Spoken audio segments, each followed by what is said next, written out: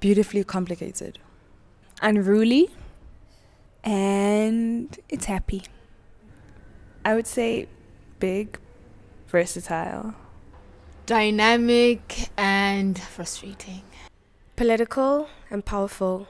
Thick and I'd say confident.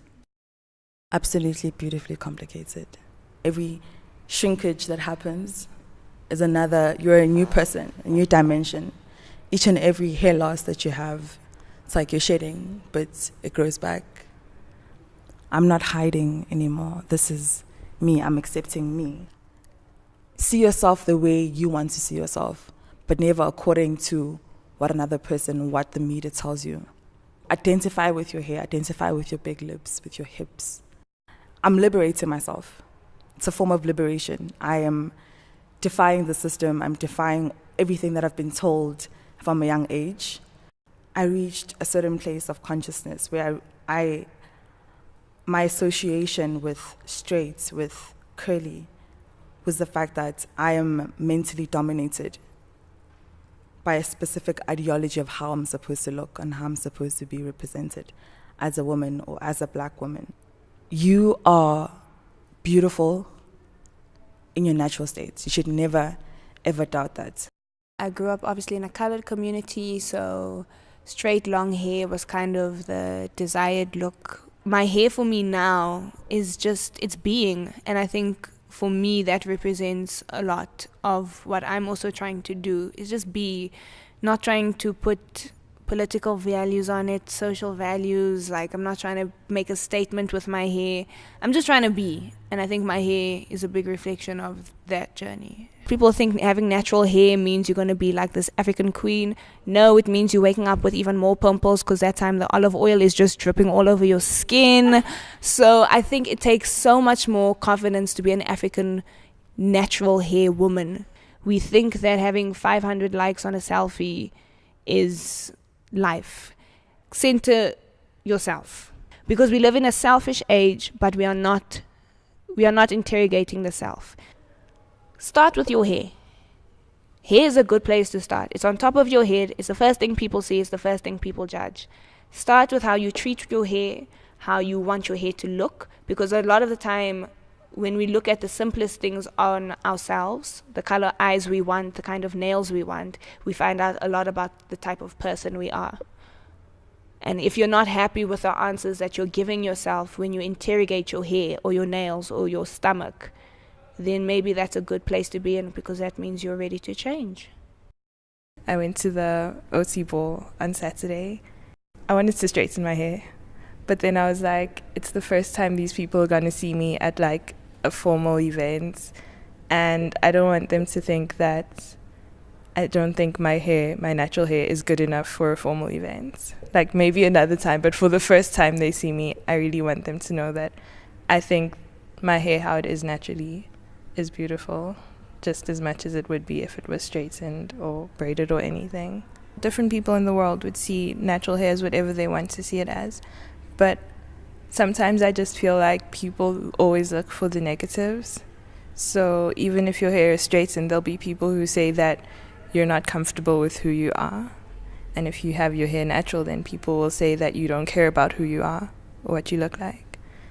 So you really need to like just find the courage to get over what people think and what people say, and just be comfortable with what you want to be. I like simple, easy, and I feel like braids, natural hair, that's simple, uncomplicated. Even though we might say, oh, it's just hair, women who wear weaves can wear weaves when they want to, but I feel like it's not just hair, you know? It's not just hair. I feel like you're adopting someone else's identity, even though you think that you're embracing however it is that you want to represent yourself. It's not enough that people judge you on how you speak, how you look, the way you dress, especially when you're with certain peers and they tell you that, oh, you're just trying to embrace whiteness as much as you can. And they judge you according to many things, like, you know, the way you dress, the kind of food you eat. The fact that I chose to be vegetarian, people are like, oh, that's such a white thing to do, why would you do that? Some people feel like because they were black enough what they say or the stances they take should be taken more seriously than when you try to speak out. This whole thing of also being African, what's African, who gets to decide what is really African, who gets to decide what's really blackness. I mean, we live in such a complex society with very nuanced identities, so you can't really pick and choose one thing. We're complex beings. Take me anywhere in the townships and they'll say, "Ja lady." Every decision I make, even decisions about the smallest things like my hair, is very intentional. There's a specific purpose behind it. As I've grown more into myself and I'm starting to understand identity politics and placement of black women and society, it has become more of a political act for me. There were times during my undergrad where I wanted to cut my hair because you just grow so frustrated with not knowing what to do. Black hair, natural hair, is very symbolic. In political spaces, when I'm out there, I know my intentions with my hair, it's political. But in my own time, me time, it really is just my hair. Our decision to wear our hair this way is as powerful as our capability to navigate or want to challenge intersectional discrimination, That is our reality. I've been learning this year because I've been threatening to lock my hair. But whenever I threaten to lock my hair, then it starts to behave. And then I'm like, are you listening to me here? And my hair's like, what? Look, I'm doing a great Afro thing today. I feel more affection towards my hair, affection that I've never had. Like, as women, your hair is your crown and glory. And I've never had that. I never really had that feeling with my hair before. And now that I grow it naturally, it just feels like, indeed, like my hair is my glory. Even if I'm wearing a head wrap, I know that I still love what's under my head wrap. If I can come to God with my crusty hair when I wake up in the morning, then why can't I walk out and see friends in the same way? What's good enough for God is good enough for man.